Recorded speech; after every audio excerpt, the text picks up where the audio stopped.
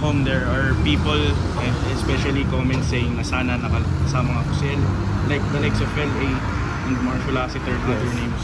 Sa tingin niyo po, may sa next po ba na gumawa ng list yung PPA or baka showin na sila? There will be another selection committee that will be tapped most probably to be able to do that.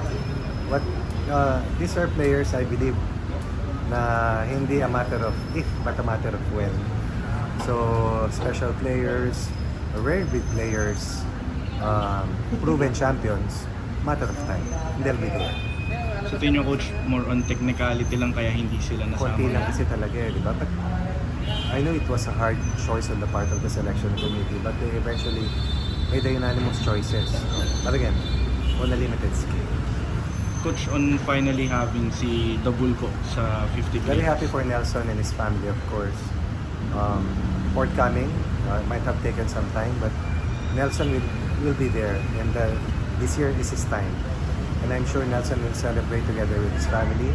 And I, for one, salute Nelson and his family, and very happy for Nelson also. Coach, last na two lang po yung current players. Ano po yung challenge niyo sa tingin? Challenge Again, sorry. Yung sa two current players po na yun nga, Scotty and Junmar. Tingin po anong challenge yung nasa sa kanila ngayon, especially nga sila lang yung present.